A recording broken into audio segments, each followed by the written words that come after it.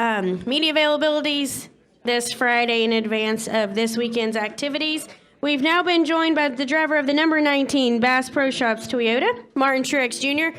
We'll take questions for Martin. If you have one, please raise your hand, state your name and affiliation, and we will start with Nate.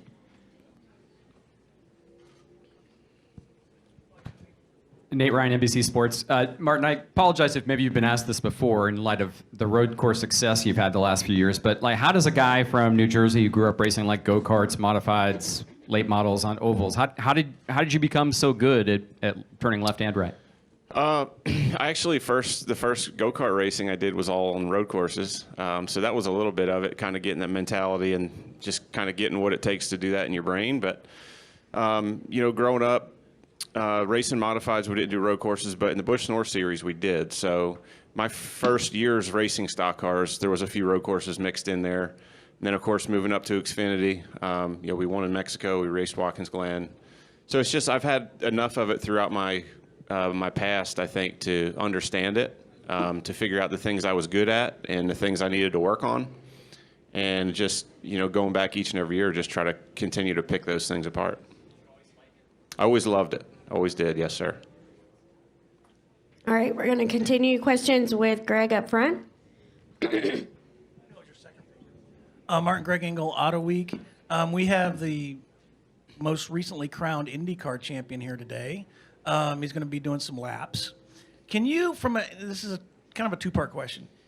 From your perspective, from a professional race car driver's perspective, what do you think the differences between IndyCar and NASCAR, and the race cars and how you would race them, and also on a scale of 0 to 10, 10 being give me IndyCar's number and 0 being all hell no, would you ever consider jumping over there for a race or two, maybe not in Indy 500, but road course or something like that? I'm gonna say that's probably on a 1 to 10, it's probably like a 2.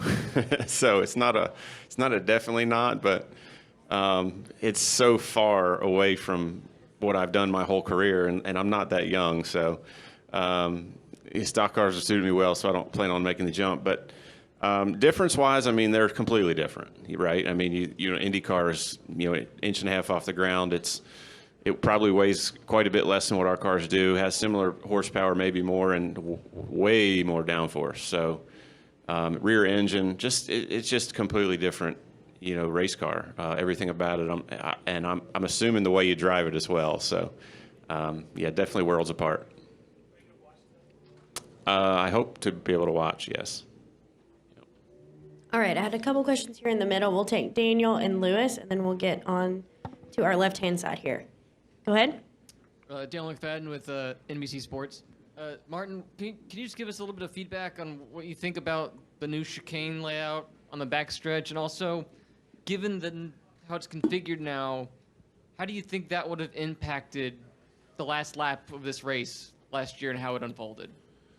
Yeah, so far I think it's a good change. I like that it's an actual braking zone, and it's actual, you slow down, you make a turn left, turn right.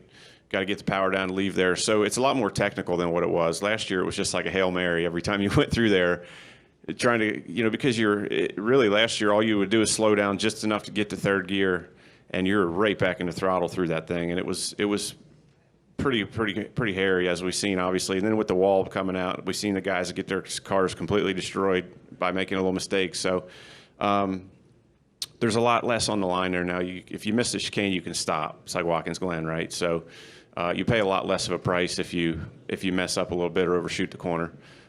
As far as the racing goes, I think it'll be a good braking zone. I think it's potential to make passes there, a lot like we see at the bus stop Watkins Glen. Who can get in there deeper on the brakes, and will you both make it in? So there'll be definitely potential for that. So it should add another passing zone, and I think it won't keep the chicane on NASCAR Turn 4 from being a passing zone as well. So I think it just adds another element to the race and a little bit more technical section, which is good, I think. I probably would have just got hit one corner sooner, I'm guessing.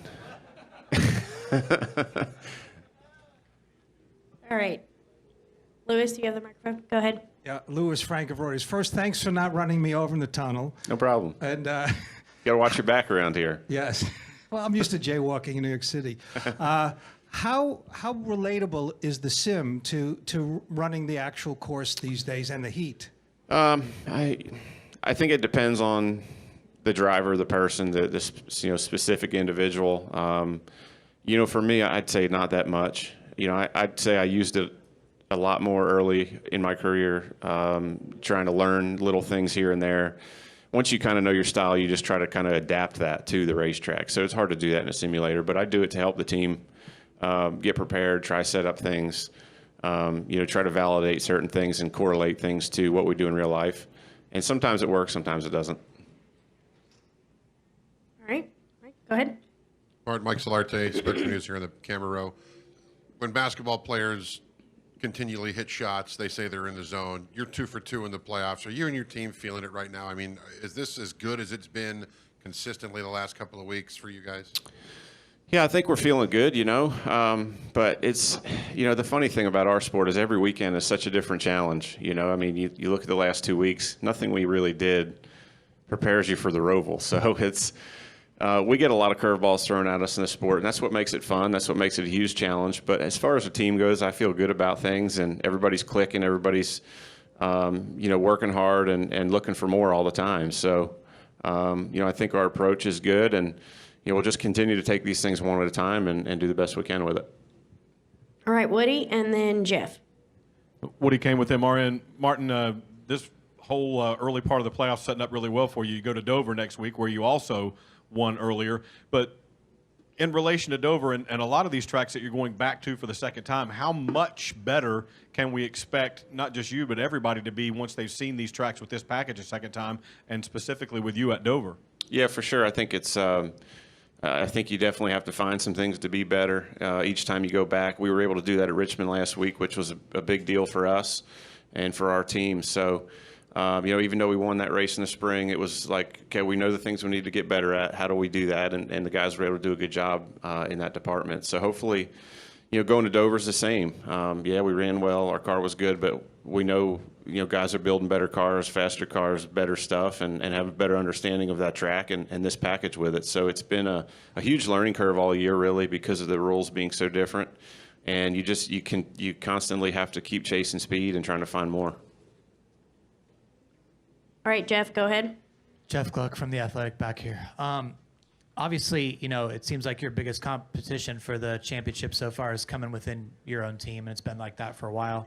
How do you navigate that relationship? Because, it doesn't seem like you guys are friends. You're not on the Golf Guys tour with Denny or something. You're not hanging out with Kyle.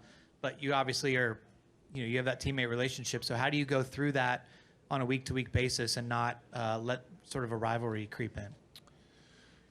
Yeah, I think, we're hired to all do a job. We're professionals, and, when we get in the meetings together, our job is to talk about our cars, share the information, respect each other. And obviously, I think, without it even being mandatory, I think we all get along well, honestly, and have mutual respect for each other, what we've done on and off the racetrack throughout the years. And I mentioned even, I think last week that, Kyle and I, Denny and I, we've raced together a long time.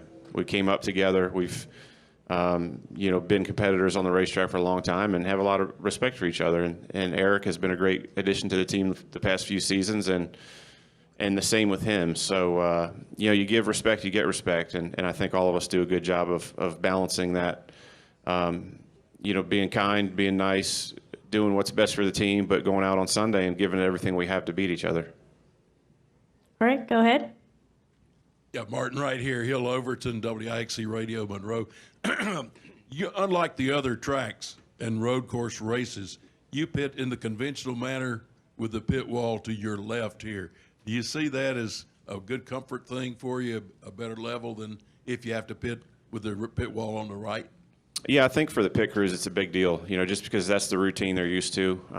They only do it the other way at Watkins Glen, and it's, and as much as they practice for that coming up, it's always slower, right? They always have more problems. It's more difficult. It's not natural for them. So just more natural for the pit crews. I think as the drivers, we don't really, it doesn't change either way. We kind of hit our marks and try to put the car in the box the way it was supposed to be. And it doesn't really matter what side, but for the pit crew, for their routine, it's huge. All right, go ahead in the back. Seth Ecker, Motorsports Tribune, all the way back here. Martin, about 2 weeks ago, we lost Mike Stefanik, and you raced with him in the Busch North Series. What did he mean to you racing with him back then?